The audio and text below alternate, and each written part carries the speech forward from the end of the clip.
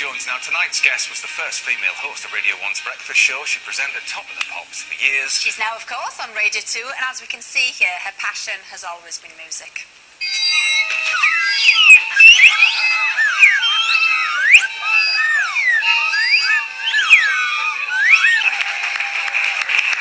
Without a swanny whistle. Without a swanny whistle, yeah.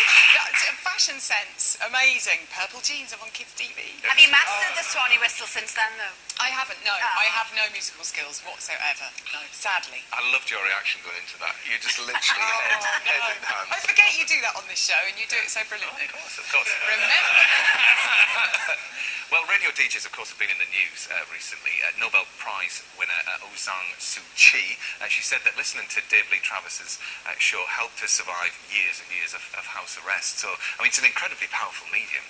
It is, very much so. And I think she was talking about the World Service, wasn't she? And I think this is a classic example of why we should preserve and look after the World Service, because it is a world service. And I think it's the beauty of radio that when you sit there and you're chatting away, you forget that you could be talking to just one individual somewhere, anywhere in the world. And whether you're providing distraction or comfort or sort of friendship, you know, it's a wonderful thing that we have, and we should treasure it. And when I do my show, I'm amazed. Not quite the same story there, but you know, you hear from people all over the place, and it's wonderful to have them listen. You never know who is listening. I mean, that's the right on the other side of the globe. So. Well, special day tomorrow on Radio 2. You're doing the other man. The other man. The other man. And we'll chat about that in a minute. I know. But first, Southern Cross, the UK's largest care home provider, has been given 4 months to reach an agreement with its landlords to prevent it from going under. Yeah, it's already taken the drastic step of cutting 3,000 jobs. Now, BBC's Chris Jackson has been investigating the company for a year to find out how this will improve standards at its 750 homes. Their priority is and remains care for its 31,000 residents. Over the last 18 months, the company's management has introduced improved monitoring and training systems across all of its homes and has initiated a programme of business change focused on care quality. Yeah, they also added that since the programme of change was instigated, care quality has continually improved along with care ratings. These assessments identified that 96% of outcomes met the required government standard. Okay, well, we're being joined by Nadra Ahmed, who's the chairman of the National Care Association, the board that represents care homes. Now, Nadra, in Southern Cross's case there, how can cutting 3,000 jobs actually maintain standards? Well, I think they're in a very difficult financial position, and they are looking at efficiencies, and they've obviously worked something out. And one would hope that these efficiencies that they're talking about are not going to be frontline staff. Yeah. That's the biggest thing, because that's going to be quite difficult. But we have to be confident that the regulator will inspect to make sure that the right number of people are caring for the right number of people. There are very good guidelines, very strong guidelines about how many care staff are required to look after the number of residents in any given service. So we have to trust the Care Quality Commission to do their job, to make sure that these efficiencies are not going to have an impact, because we can't just take assurances. Best will in the world, we can't take the assurances. We have to make sure that that's what's happening. Well, there's obviously no shortage of people that require care, so why are these care homes struggling to stay afloat then? Well, I think there is a major issue here about the government policy, rightly so, that people who want to stay at home should be supported at home. So what's happening is people are being supported at home longer and longer. So by the time they get into the care home, their needs are very much more complex. And we're talking about, you know, really what the type of people that stayed in long-stay geriatric wards many, many years ago. And that cost a lot of money, and it was a cost-cutting measure to do this. But actually, care at home isn't cheap either. We mustn't get away from that. And I think the commissioners are now, which is the local authorities, are trying to find the cheapest form of care that they can, and that's why we're getting into this trouble. So by the time they get into the care homes, but they're not placing. That's the issue, and that's why... And Nadra, what is your reaction to that film, and what would you like to say to the residents of Southern Cross care homes and, of course, their families? There's going to be a lot of worried people out there. My reaction to that film, my immediate reaction was, where was the regulator? Where was the Care Quality Commission in all of this? They're whistleblowers. What were they doing? But I would like to say that there are hundreds and thousands of people being looked after by dedicated staff in very good care facilities, and we mustn't forget that. Yeah. The problem is that when something like this happens, we should take the opportunity to put things right. And the Minister for Social Care needs to get off his fence and start to take action. The regulator needs to start inspecting properly, going in face-to-face inspecting, not going through paper chases. Yeah. And the commissioners, who are authorities, they need to make sure that they're commissioning good quality services, not just the cheapest. Yeah. Okay. That's the problem. Thank you very much, Nadra. Thanks. Now then, Zoe, turning to you. We know that your husband, Norman Cook, is colourblind. He is colourblind. I know, he uses it as an excuse for years for his dress sense. Okay. Yeah, we'll come to that later. And you'd love to know, wouldn't you, what life looks like through his eyes? I've always wanted to know what he sees.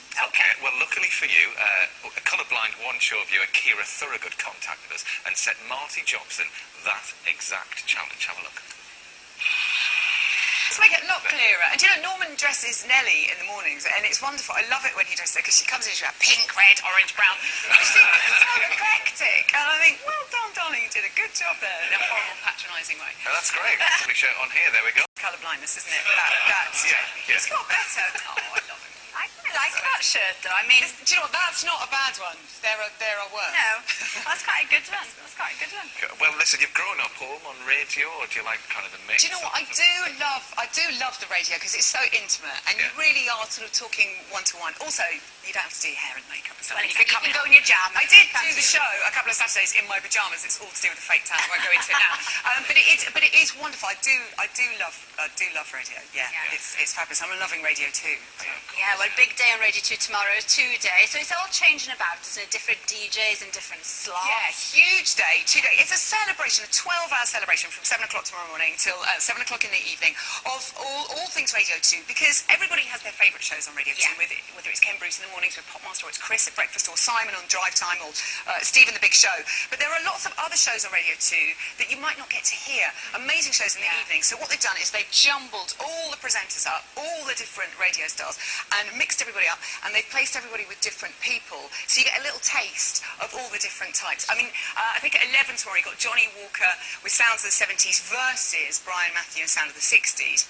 And then at noon tomorrow, me and your other fella, Chris Evans, we're doing 80s versus 90s. He's having a lie-in, he is a lovely lie-in. How did that happen, 80s and 90s? Well, I'm a bit of an 80s girl, and we were thrown together, and it's wonderful. So Chris, I'm taking him on, so you better watch out, Evans, because I've got some killer tunes up my sleeve. And it all climaxes tomorrow night on Radio 2 at 6 o'clock. So Terry Wogan, the ultimate Radio 2 chap, is presenting a show, Jules Holland and the Radio 2 All-Stars, featuring Huey Morgan, Jamie Cullum, Paul Jones, and some of the guys from the Big Band Night as well. It should be fabulous. And of course, all in aid of getting more listeners and more listeners. I mean, Radio 2 is now one of the biggest stations. 14 million listeners. I mean, it's unbelievable. I know, it's unbelievable. But do you ever worry that it could be the end of kind of local independent radio or anything like that? No, I don't think it can be the end, because I think we all need local radio. I mean, in Brighton, I often tune into local. You need to know local news and what's going on in your area. And I think also you switch and change the dial. You have a little bit of this, a little bit of that, and you need diversity in all broadcasting. So I think I don't think Radio 2 is killing local radio stations. I think there's a problem sometimes with commercial radio, because commercial taking over the programme content because of advertising revenue. But I think we need as many radio stations as we can. Although Radio 2 is great. And it's still, and it sounds like a superb day tomorrow. Yeah, I think it's going to be great fun from 7 o'clock tomorrow on Radio 2. Now then, so far, Raymond Blanc, Tony Christie and David Starkey have all shared a treasure trove of memories with us throughout the series Life in a Box. Yeah, tonight, it's Barbara Dixon's turn. This is going to be good. Oh, so good. Oh, so fun. Yeah, let's put the tape on. Isn't it mad? Please, save us, Cambridge. He won't be my joining. Go away. We were doing a great duet during that, weren't we? But we put some of your memories in this special box. We've got 3 little items here. Here we go. Okay. Right, okay. Here we go. The first one is this lovely typewriter. Working in his office at night, and it was he would write really late into the night when he was writing his TV shows or his books, and the sound of the typewriter I always knew everything was all right. Very comforting sound. On we go with this. Okay. Lego. Oh, I love it. the delight on your face. Woody. I know. As long as I don't have to make this. Do you know, Woody, my son is incredible, and it took me nearly 2 years to finish the Death Star with him. Did it? But we did it, and it's what we do together. He's incredible. He made Norman, a stage of Norman on stage DJing out of Lego for Father's Day on Brilliant. Sunday, and it's absolutely stunning. It's Well, brilliant. you can take that home. Can I take that home? No doubt he's watching this thinking, Made up. I'll try not to break it in Right. on the train. here we go. Do you know what this is? No, I Got off now. And roll that. The College of the One Show, this is certified that Zoe Ball has been awarded A-level English literature. Yeah. What's that Yes! about? Dad, I did it! Only 23 years later, I never got my English literature. Oh, No, right. I got an A-level in boys. Okay. Yeah. Nothing wrong with that, Zoe. Nothing wrong with that. Well, yeah, let's put that one to one side. But is that something you'd like to resit then? Yeah, do you know what? I was thinking about going back to college. I'd probably have to start at GCSE level, though, because I haven't written an essay for so long. But then I had Nelly, but hopefully one day I'd really love to go and do an English literature degree. And interestingly, when you opened that, you said, Dad, look, I've done this. Having a dad like yours, you know, the scientific genius that he is, I'm sure that you must know your acids from your alkalis. Oh, yes, absolutely. Absolutely. Well, your dad will love this one. Lucy Siegel has gone back to school to take part in the biggest chemistry experiment the world has ever seen. What are they going to do with all this data then, Lucy? Well, it's actually really exciting because it's, biggest global experiment. It's not just a few kids doing an experiment. So they're going to upload it from every country. We're talking like 50 countries, hundreds of thousands of children, Brazil, India, Kenya, all uploading their pH levels onto the internet. Then the boffins get hold of it and they're going to create a global interactive map. I think there's already some results up actually. And this is where it is very important because this is a massive research base for scientists and it will help inform them about wildlife protection, pollution. This is humanity's most precious resource we're talking about.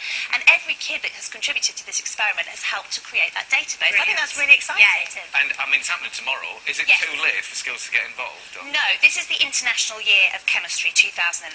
It's just really important they get involved. Tomorrow is the big cool, everyone's doing the experiment, but the Royal Society of Chemistry is running it through here. We'll have information on our website. The important thing is just to get involved and, be a chemist for the day and find out what it feels like to contribute to that global experiment. Brilliant. I think it's wonderful. Yeah, and we it is need more kids to get into sciences, don't we? Absolutely, To look after yes. our planet. We Yeah, need them to exactly. protect our planet and find our fuels and Yeah, and those we things. need them for everything. Yes. Well, thanks so much, Lou. It'll be a Thank great you. day. Yes, And as well, before we go, don't forget, we are looking for your family news for this Friday's Rippins Britain, whatever it is that's going on in your household. Well, do let us know. Now, tomorrow, London Mayor Boris Johnson will be here for the rest of the longest day of the year. We will see you all tomorrow Yeah. at 7. Have a lovely evening. That's great. Thanks again, Zoe. That was lovely.